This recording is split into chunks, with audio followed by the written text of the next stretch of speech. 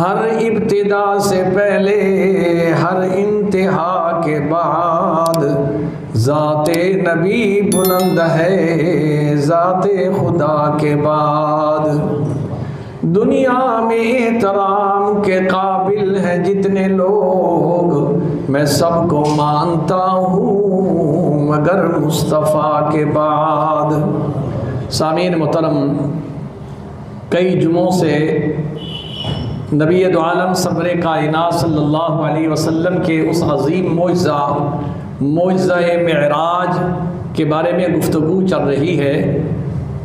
ہم سب کا یہ عقیدہ ہے، قرآن و حدیث کی برگردانی کرنے سے یہ بات روز روشن کی طرح عیاں ہے کہ اللہ نے جو کمالات، جو شانیں، جو عظمتیں ہمارے آقا و مولا کو نصیب فرمائی ہیں، وہ 1,24,000 انبیاء میں سے کوئی بھی اس مقام تک نہیں پہنچ سکا جو اللہ نے ہمارے آقا جناب محمد رسول اللہ صلی اللہ علیہ وسلم کو نصیب فرمایا. سارے نبی صرف محدود علاقے کے لیے نبی بن کے آئے، محدود لوگوں کے لیے نبی بن کے آئے، محدود وقت کے لیے نبی بن کے آئے، لیکن ایک نبی اس کائنات میں ایسا آیا جس کے لیے اللہ نے سارے ضابطے ختم کر دیے. وہ صرف انسانوں کے لیے نہیں بلکہ کل کائنات کے لیے نبی بن کے آئے. شجر و حجر کے نبی بن کے آئے، بحر و بر کے نبی بن کے آئے، جن و بشر کے نبی بن کے آئے، فرشتوں کے نبی بن کے آئے، عرش والوں کے نبی بن کے آئے، فرش والوں کے نبی بن کے آئے. یہ شان اللہ نے ہمارے آقا و مولا جناب محمد رسول اللہ صلی اللہ علیہ وسلم کو نصیب فرمائی. اسی طرح اللہ تبارک و تعالیٰ نے تمام انبیاء کو معجزات نصیب فرمائے، لیکن ہمارے آقا و مولا جناب محمد رسول اللہ صلی اللہ علیہ وسلم کی زندگی کا ایک ایک لمحہ معجزہ ہے، ایک ایک قول معجزہ ہے، ایک ایک نظر معجزہ ہے، ایک ایک اشارہ معجزہ ہے. جو حضور نبی کریم صلی اللہ علیہ وسلم کو معجزات نصیب فرمائے، ان میں سے ایک معجزہ یہ بھی تو آپ نے قرآن مجید میں پڑھا اور علماء سے سنا ہے کہ آپ مکہ کی سرزمین میں کھڑے ہیں اور آسمان پر جو چاند ہے آقا نے اس کی طرف یوں اشارہ فرمایا تو قرآن کہتا ہے اقتربت الساعۃ وانشق القمر، کہ نبی کریم صلی اللہ علیہ وسلم کے اشارے سے چاند کے 2 ٹکڑے ہو جاتے ہیں. تو حضور کے معجزے صرف فرش پر نہیں ہیں، حضور کے معجزات عرش پر بھی ہیں، آسمانوں پر بھی ہیں، پہاڑوں پر بھی ہیں، سمندروں پر بھی ہیں. اللہ کی ساری مخلوق جہاں رہتی ہے، حضور نبی کریم صلی اللہ علیہ وسلم کے معجزات وہ ان سب کے لیے ہیں. اسی طرح 1,24,000 انبیاء کو اللہ تعالیٰ نے بڑی شانیں بخشی ہیں، لیکن کسی نبی کو یہ شرف حاصل نہیں ہوا کہ خدا کے روبرو اتنا قرب نصیب ہو جائے کہ مقام قاب قوسین، اور اللہ یہ فرمائے ثم دنا فتدلی، میرے حبیب اور قریب تشریف لے آئی. یہ قرب 1,24,000 انبیاء میں سے کسی کو نصیب نہیں ہوا.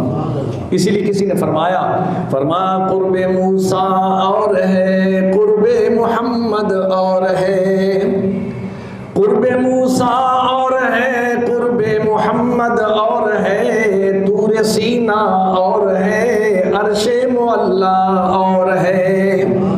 اس گل کو کیا مشابہت اس رخ لالائے رنگ سے، اس کی بہار اور ہے، اس کی بہار اور ہے. موسیٰ کو اللہ نے یہ شرف بخشا کہ اللہ سے ہم کلام ہوئے زمین پر، اور پھر جب ہم کلام ہوئے تو وہ بڑی چاشنی نصیب ہوئی اللہ کے ساتھ گفتگو کرنے میں. تو یہ کہہ بیٹھے اللہ کی بارگاہ میں عرض کر بیٹھے یا اللہ مجھے اپنا دیدار تو کروا دے. تو رب العالمین نے کیا ارشاد فرمایا؟ لن ترانی، موسیٰ تیری نگاہوں میں اتنی طاقت نہیں کہ میرے جلووں کو تو برداشت کر سکے. اور فرمایا جلتے ہیں جبریل کے پر جس مقام پر اس کی حقیقتوں کے شناساں تمہیں تو ہو. وہ محبوب دو عالم سرور کائنات صلی اللہ علیہ وسلم جن کو رب العالمین نے فرمایا، موسیٰ نبی علیہ الصلوۃ والسلام نے جب عرض کی مولا مجھے اپنا دیدار کرا دے، اللہ نے فرمایا نہ تیری آنکھ دیکھے نہ چشم انبیاء دیکھے، نہ تیری آنکھ دیکھے نہ چشمے انبیاء دیکھے، مجھے دیکھے تو اے موسیٰ نگاہ مصطفیٰ دیکھے۔ کلیم یہ تو کہہ رہا ہے نا کہ مجھے دیدار کروا، میں خدا یہ کہہ رہا ہوں نہ تو دیکھ سکتا ہے نہ 1,24,000 انبیاء دیکھ سکتے ہیں۔ اگر میرے جلووں کسی کی آنکھوں میں سما سکتے ہیں تو وہ میرا محبوب محمد مصطفیٰ صلی اللہ علیہ وسلم ہے۔ تو یہ شان اور یہ مقام اللہ کریم نے ہمارے آقا و مولا جناب محمد رسول اللہ صلی اللہ علیہ وسلم کو نصیب فرمائی۔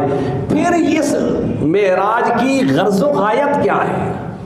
اللہ کریم قرآن مجید میں خود فرماتے ہیں، فرمایا سبحان الذی اسری بعبدہ لیلا من المسجد الحرام الی المسجد الاقصی۔ ہم نے اپنے محبوب دو عالم سرور کائنات صلی اللہ علیہ وسلم کو مسجد حرام سے مسجد اقصی تک سیر کروائی۔ میں نے عرض کیا تھا حضور کے سفر کے 3 حصے ہیں۔ جو زمینی سفر ہے اسے کہتے ہیں اسرا، یعنی سیر، چلنا پھرنا ٹہلنا، یہ ہے زمینی سفر۔ یہ ہوا تھا مسجد حرام سے مسجد اقصی تک۔ دوسرا مرحلہ تھا جسے معراج کہتے ہیں، یعنی بلندی کی طرف چڑھنا۔ وہ معراج جو ہوا ہے وہ پہلا آسمان، دوسرا، چھٹا، 7ویں تک آپ پہنچے، یہ معراج ہے۔ اب ان 7 آسمانوں سے بھی اوپر مقام قاب قوسین، یہ اعراج ہے، یعنی اس سے بڑی بلندی کوئی نہیں ہو سکتی۔ بلندی کی انتہا وہ بھی اللہ نے میرے اور آپ کے آقا جناب محمد رسول اللہ صلی اللہ علیہ وسلم کو نصیب فرمائی۔ پھر اللہ کریم فرماتے ہیں لِنُرِيَهُ مِنْ آیَاتِنَا۔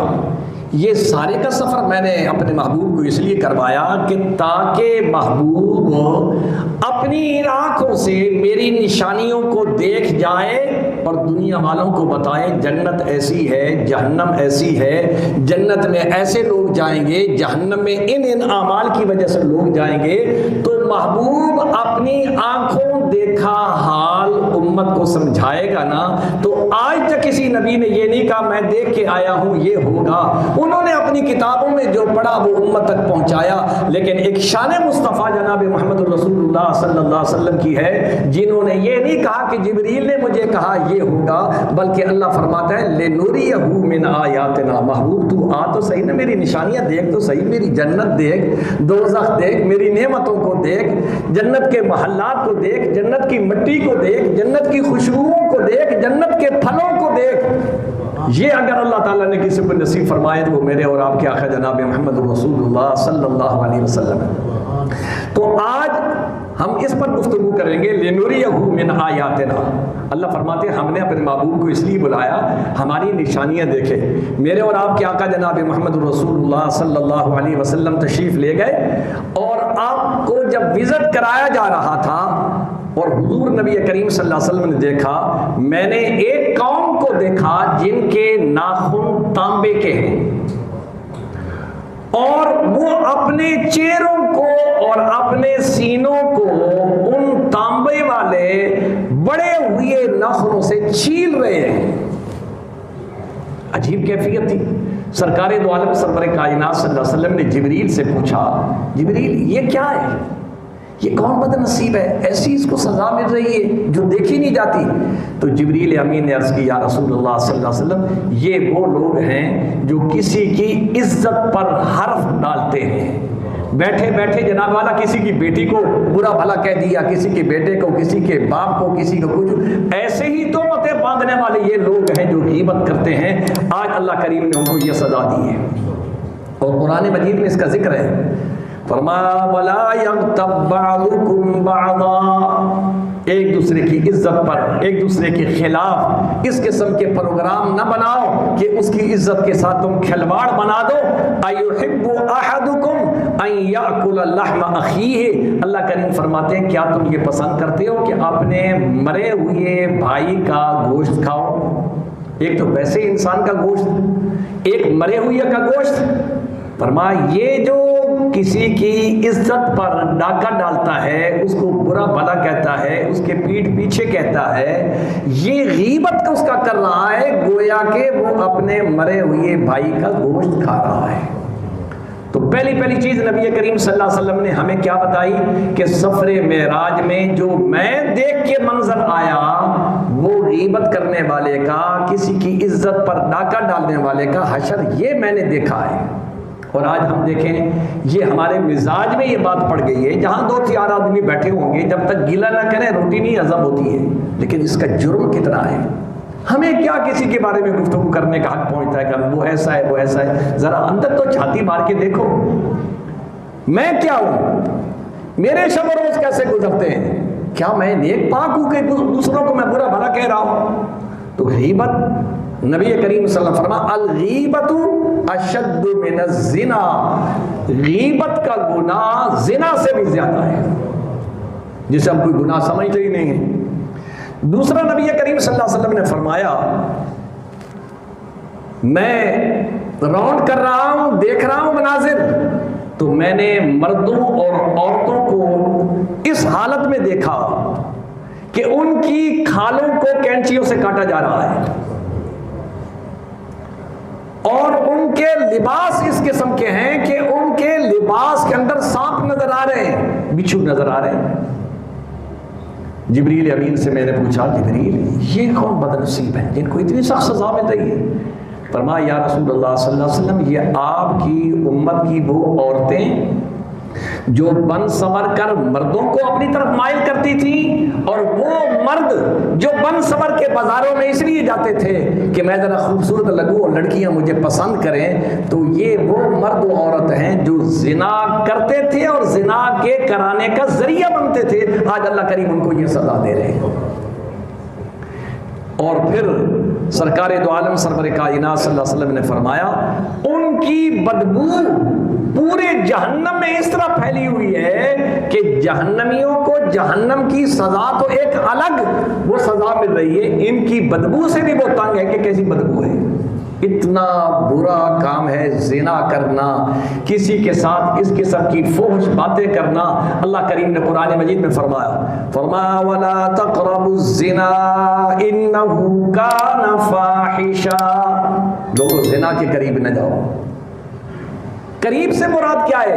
یعنی جو زنا تک پہنچانے کے ذرائع ہیں ان کے قریب بھی نہ جاؤ، ورنہ اس کے اندر تو پھنس جاؤ گے۔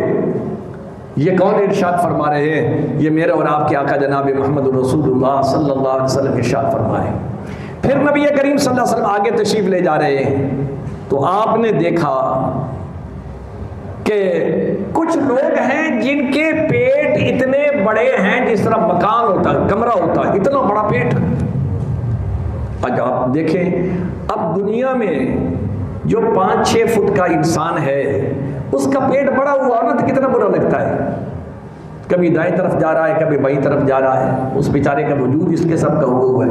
اور جس کے پیٹ اتنے بڑے ہوں کہ کمرے کے مانند ہو اس کی کیفیت کیا ہوگی، کتنا بھدا لگ رہا ہوگا میدان محشر کے اندر، اور دنیا دیکھ رہے گی یہ کیسا ہے۔ اور سرکار دو عالم سرور کائنات نے فرمایا صرف پیٹ بڑے نہیں ہیں، خالی نہیں ہیں، سانپ اور بچھو بھرے ہوئے ہیں، بھاگ رہے ہیں، کاٹ رہے ہیں، چیخ رہا ہے، چلا رہا ہے۔ حضور نبی کریم صلی اللہ علیہ وسلم نے ارشاد فرمایا جبریل یہ کون ہے؟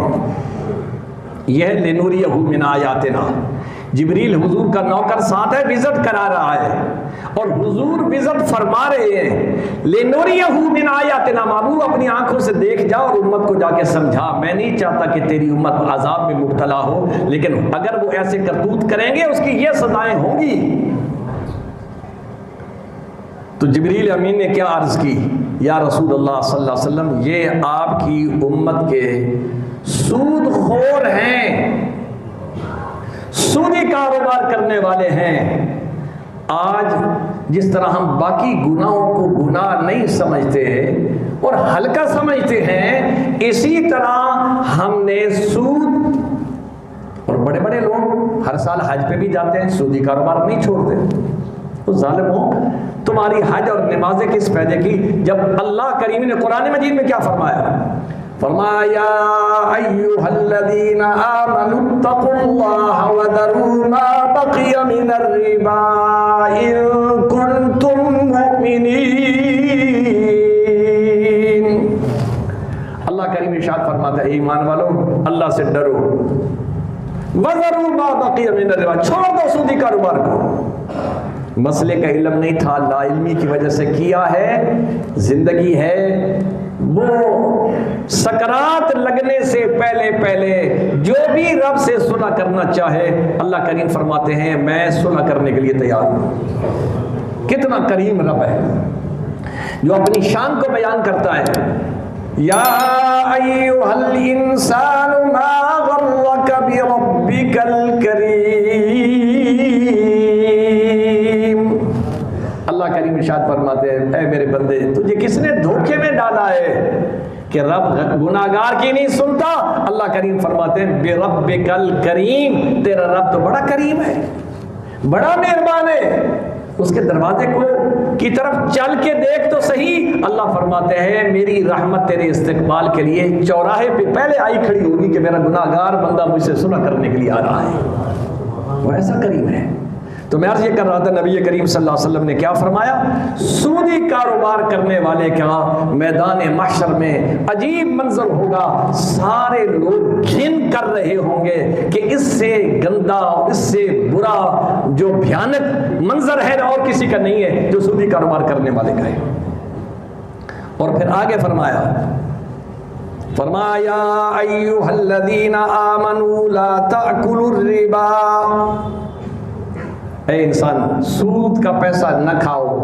یہ بظاہر اس کی ٹیپ ٹاپ نظر آتی ہے، یہ بڑی بڑی گاڑیوں کے اندر آپ کو لوگ نظر آئیں گے، ہر سال نیا ماڈل ہوگا، لوگ کہیں گے یار بڑا خوشحال ہے، بڑا اعلیٰ قسم کا بنگلہ ہوگا، آپ کہیں گے بڑا خوشحال ہے۔ لیکن میں نے اپنی زندگی کے اندر کئی لوگوں کو ایسا دیکھا ہے جن کی 4 دن کی چاندنی تھی، پھر ایسے کرائسس آئے، کوٹھیاں بک گئیں، فیکٹریاں بک گئیں۔ نبی دو عالم سرور کائنات صلی اللہ علیہ وسلم فرمایا اینڈ اس کا یہی ہوگا، تم سمجھتے ہو مال بڑھ رہا ہے، یہ تمہارا پہلا سرمایہ بھی کھا جائے گا، تم کسی کھاتے کے جوگے نہیں رہو گے۔ یہ کون ارشاد فرما رہے ہیں؟ میرے اور آپ کے آقا جناب محمد رسول اللہ صلی اللہ علیہ وسلم، اور خود حضور کا ارشاد ہے، فرمایا قال النبی صلی اللہ علیہ وسلم لأہل الربا، سود خوروں کے لیے حضور نے کیا فرمایا، لیس نور علی وجوہہم، ان کے چہرے پہ رونق نظر نہیں آئے گی، وَلَمْ يَجْعَلِ اللَّهُ فِي أَرْزَاقِهِمْ بَرْكَةٌ، ان کے روزی میں برکت نہیں ہوگی، وَهُمْ عِنْدَ اللَّهِ أَنْتَنَ مِنَ الْجِيفَةِ، اللہ کے نزدیک ان کی مثال ایسی ہوگی جس طرح مردار مر جاتا ہے نا اور اس کو گھسیٹ کر کسی ویرانے میں ڈال دیا جاتا ہے، اللہ فرماتا ہے ان کی میرے نزدیک ان جو مردار ہوئی ہوئی یہ جانور ہیں ان سے بھی زیادہ میرے نزدیک ان کی جو ہے قدر و قیمت نہیں ہے۔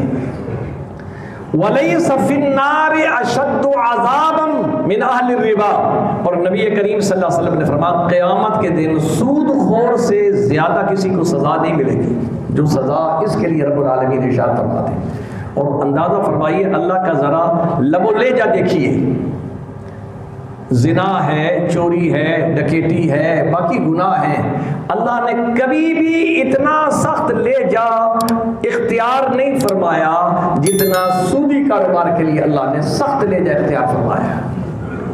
فرمایا فَإِن لَّمْ تَفْعَلُوا فَأْذَنُوا بِحَرْبٍ مِّنَ اللَّهِ وَرَسُولِهِ، اگر تو سودی کاروبار سے نہیں رکنا چاہتا ہے، تمہیں بڑا مزہ آیا ہوا ہے، تو فرما پھر اللہ کا تیرے ساتھ اعلان جنگ ہے، اللہ کے ساتھ اعلان جنگ۔ جو اللہ کو کہے کہ یا اللہ مجھے تو اسی میں مزہ ہے، میں تو نہیں چھوڑ سکتا، تیرا حکم ہوگا لیکن مجھے تو پیسے بہت مل رہے ہیں، اللہ فرماتا ہے پھر دیکھ لینا جو پہلے تھے وہ بھی ختم ہو جائیں گے، اور در در کی بھیک نہ منگواؤں نا تو پھر دیکھنا کہ تیرے رب نے تجھے کیا کہا تھا۔ میری جنگ یہ ہے کہ تو کروڑوں میں کھیلنے والا، کوڑیاں تیرے ہاتھ میں ہوں گی اور کچھ نہیں ہوگا، مکان تیرے بک جائیں گے، اولاد تیری نافرمان ہو جائے گی رزق حرام کی وجہ سے۔ یہ کیا ہے؟ یہ حضور نبی کریم صلی اللہ علیہ وسلم جو سفر معراج پہ تشریف لے گئے، جو کچھ آنکھوں دیکھا حال میرے آقا نے دیکھا، امت کو آ کے بتایا یہ کرو گے تو یہ سزا ہے، یہ کرو گے تو یہ سزا ہے۔ سمجھدار امتی وہ ہے جو یہ کہے کہ میرا آقا، جن کی بارے میں اللہ کریم فرماتے وما ینطق عن الہوی ان هو الا وحی یوحی، جس کو کافر بھی کہتے تھے الصادق الامین۔ اس سے زیادہ سچا کون ہو سکتا ہے؟ اور حضور سے زیادہ سچی بات کس کی ہو سکتی ہے کہ حضور فرماتے ہیں میں اپنی آنکھوں سے دیکھ کر آیا ہوں۔ پھر نبی کریم صلی اللہ علیہ وسلم آگے تشریف لے جا رہے ہیں، آپ نے دیکھا کچھ لوگ ایسے ہیں ان کو بھی عجیب قسم کی سزا ہو رہی ہے، ان کو میدان محشر میں لٹایا ہوا ہے، اور اللہ کے فرشتے بھاری بھرکم پتھر اٹھاتے ہیں اور آ کے ان کے سروں پہ مارتے ہیں، جو سر کچلا جاتا ہے۔ پھر کیا ہوتا ہے؟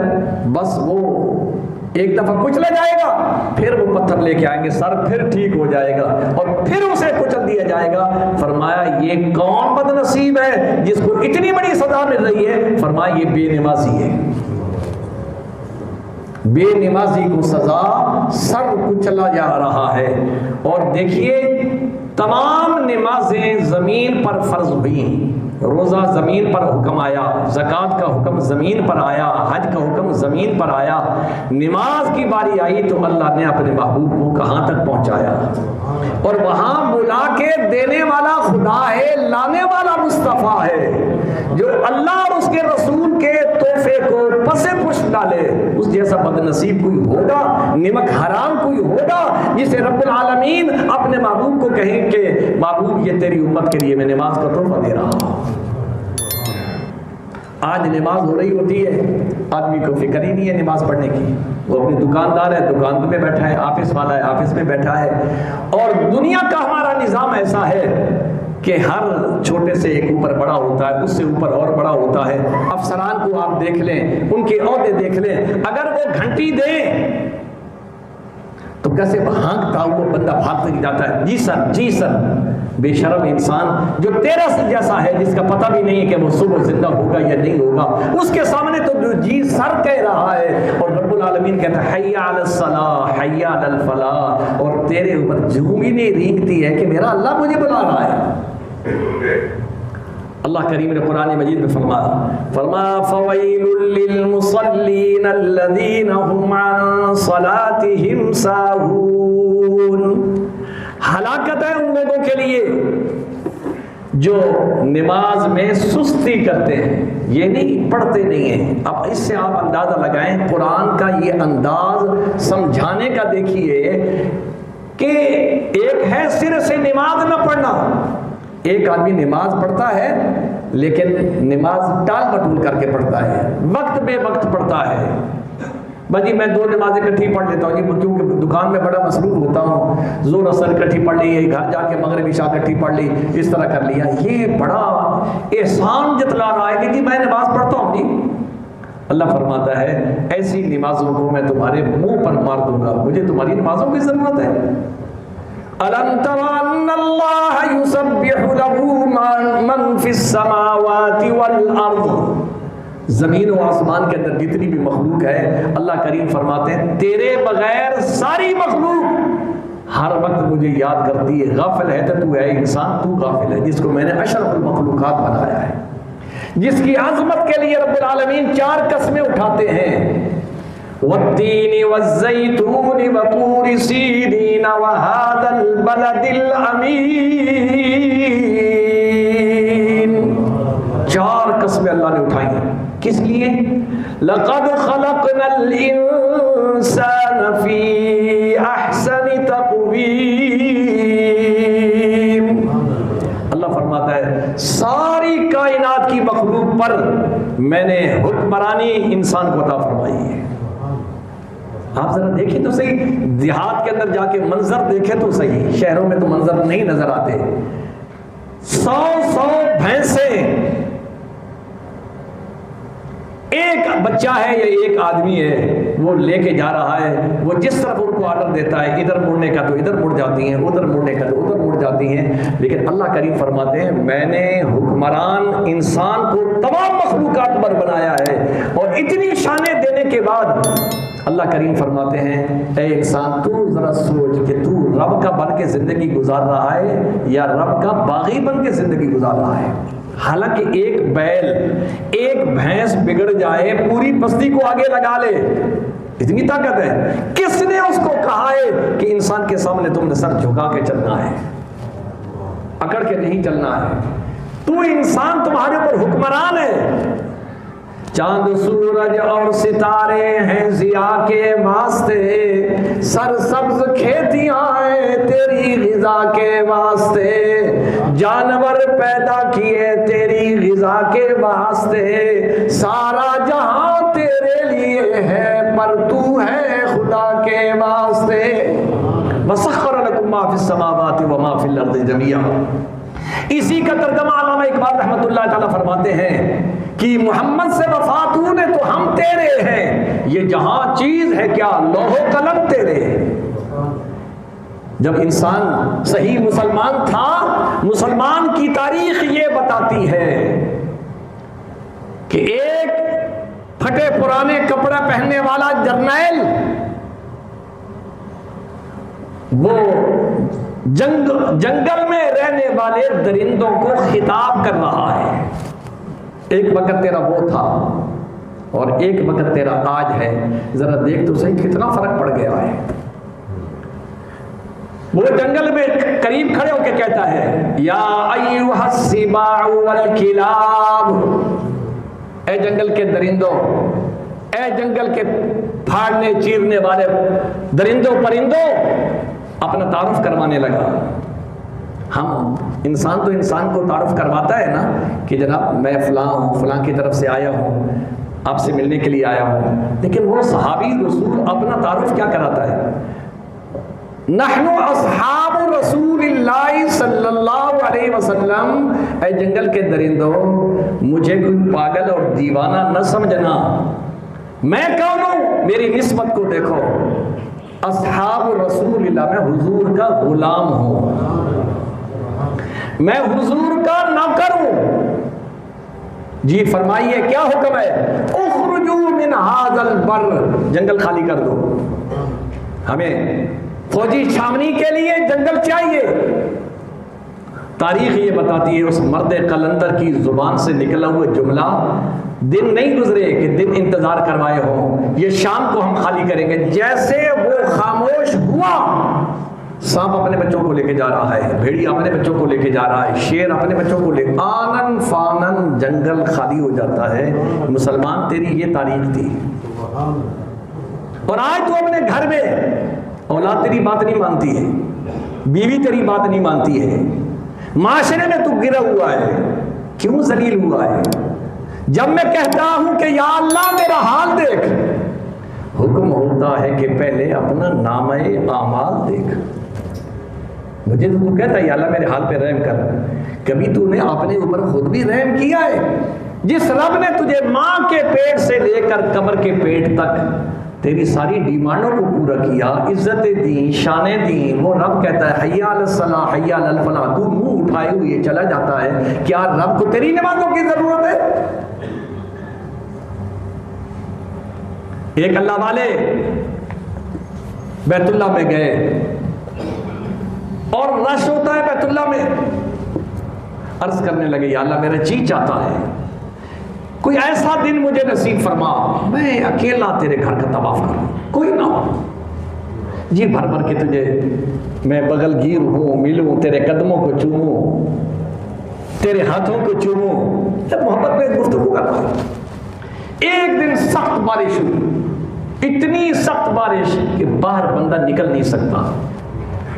وہ بزرگ کہتے ہیں مجھے خیال آیا آج اللہ نے میری دعا قبول کر لی ہے کہ میں اکیلا تھا. اب میں جاتا ہوں، دنیا تو ڈر کے بیٹھی ہوئی ہے، میں جاتا ہوں طواف کرنے کے لیے. جو یہ سین حرم میں پہنچا، ایک بہت بڑا اژدہا سانپ ہے، وہ بیت اللہ کا طواف کرتا ہے. وہ بندہ عرض کرتا ہے یا اللہ انسانوں میں تو جتنی بھیڑ بھی ہو آدمی طواف کر لیتا ہے، یہ جو تیرا پہلوان یہاں پھر رہا ہے اس کے ہوتے ہوئے کون طواف کرے گا؟ ندائے غیبی آئی، جس طرح تو نے درخواست پیش کی ہے نا، تجھ سے پہلے سینکڑوں سال بیت گئے ہیں، اس نے کہا مولا ہم بھی تو تیرے ہی مخلوق ہیں نا، ہمیں بھی اپنے گھر کے طواف کا کوئی موقع دے، اس لیے آج میں نے اس کے لیے یہ خصوصی ٹائم نکالا ہے کہ میرا یہ بھی طواف کر لے۔ تو عرض کرنے کا مقصد یہ ہے، ہماری نمازوں کوئی رب کو ضرورت نہیں، ہماری عبادتوں کوئی رب کو ضرورت نہیں، رب تو یہ کہتا ہے کہ دیدہ دل کی گر تجھے تلاش ہے، سر کو جھکا نماز میں، دیدہ دل کی گر تجھے تلاش ہے، سر کو جھکا نماز میں، آئے گا تجھ کو پھر نظر نور خدا نماز میں۔ ہم تو اندھے ہیں نا، ہمیں تو کچھ نظر نہیں آتا، اللہ کے محبوب ساری رات کھڑے ہیں، نماز پڑھ رہے ہیں، مزہ آ رہا ہے تو کھڑے ہیں نا جی، ایسے 5 منٹ کھڑے ہو کے دکھاؤ تو صحیح۔ صحابہ ہیں ساری رات کھڑے ہیں، ان کو وہ نور خدا کی چاشنی نصیب ہوتی تھی، وہ جب قرآن پڑھتے تھے اللہ نے فرمایا وَإِذَا سَمِعُوا مَا أُنزِلَ إِلَى الرَّسُولِ تَرَىٰ أَعْيُنُهُمْ تَفِيضُ مِنَ الدَّمْعِ، وہ قرآن پڑھتے تھے تو جھڑی لگ جاتی تھی، پھر اللہ ہم سے باتیں کر رہا ہے، ہم اللہ سے باتیں کر رہے ہیں۔ تو بھائیو یہ لِنُرِيَهُ مِنْ آیَاتِنَا، یہ وہ چیزیں تھی جو میں نے عرض کی، جو میرے آقا جناب محمد الرسول اللہ سفر معراج میں دیکھ کے آئے، اور یہ نماز بھی وہ تحفہ ہے جو معراج کی بدولت اللہ نے ہمیں نصیب فرمایا۔ اللہ ہم سب کو 5 وقت کی نماز باجماعت ادا کرنے کی توفیق نصیب فرمائے۔ وآخر دعوانا الحمدللہ رب العالمین۔